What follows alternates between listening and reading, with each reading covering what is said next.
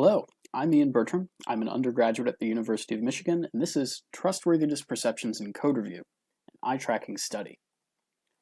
The goal of our study is to examine trust in software engineering outcomes, specifically trust in a particular segment of code. There are several notable advantages of code reuse, but code reuse is most efficient when developers trust the code in question. For instance, if developers trust the code, we will expect them to spend less time evaluating code. We will also expect them to reuse the code more and thus reduce maintenance cost. Why do we care about measuring developers' trust in a piece of code? Well, let's take a break to talk about automated program repair, or APR. The goal of automated program repair is to fix a defective program to pass a set of tests. One thing that we hope to gain is efficiency.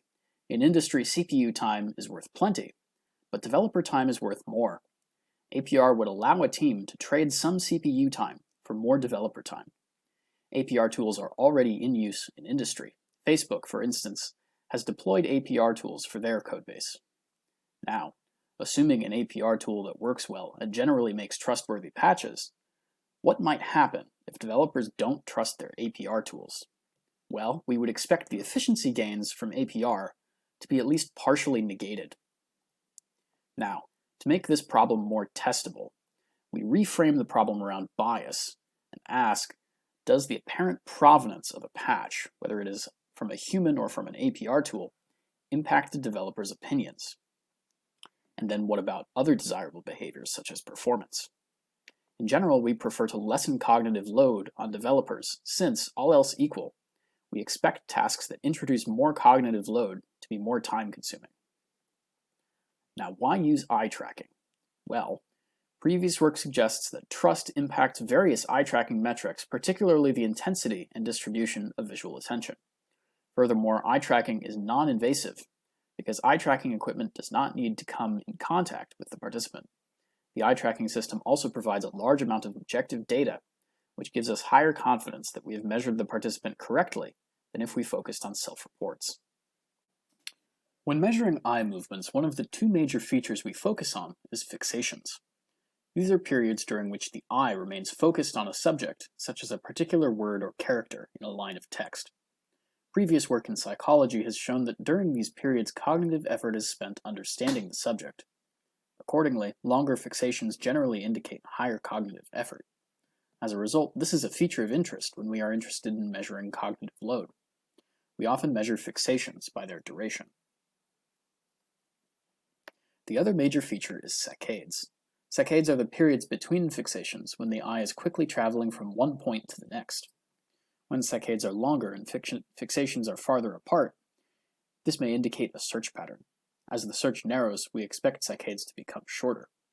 We often measure saccades by their duration as well, though we may also measure their length in pixels or millimeters. Regarding our study, we brought in 10 participants and had them each work on 6 tasks. All of these were patches on the software system JFreeChart. JFreeChart has almost 300,000 lines of code. And in order to debug this, we allowed them to use the Eclipse IDE. They were allowed to run tests as well as debug the test suite for the project. In general, our participants had access to the whole code, classes and unit tests via the IDE. They also had access to the bug report, which shows the patch and the author of the patch. Now, to control for the actual quality of the patches, we randomized which author the participants saw. Each task consists of reading the bug report and deciding to accept or reject the patch. They could also have run the unit tests if they desired to give them a better idea of what they were going to do next. Regarding our experiment measures, in order to measure accuracy, we noted the number of correct answers that participants gave. This meant correctly rejecting a buggy patch. We also recorded the time that participants took to complete a task, and we recorded several measures of attention distribution and intensity to measure participants' effort.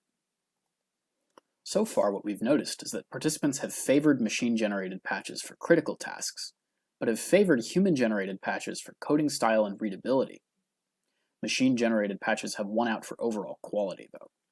The question is, how did machine-generated patches win our participants' favor without scoring well in readability and style? our population consisted entirely of students who may be more accustomed to smaller teams and smaller projects where the code's readability may not be critical to its success. For machine-generated patches, participants' fixation times were generally highest when looking at unit tests. For the human-generated patches, fixation times were highest when looking at the actual patch code itself. Because participants rated machine-generated code as being less readable, they may have been drawn to read the tests, which in our study were all human-generated. While we have yet to observe the effects of provenance on performance, we did note an effect on developers' attention distribution. If we saw the same results with more participants, this would be very interesting. In particular, it could mean that developers generally prefer to evaluate code generated by APR tools by examining human-generated test cases, and doing so without sacrificing efficiency. Thank you for watching.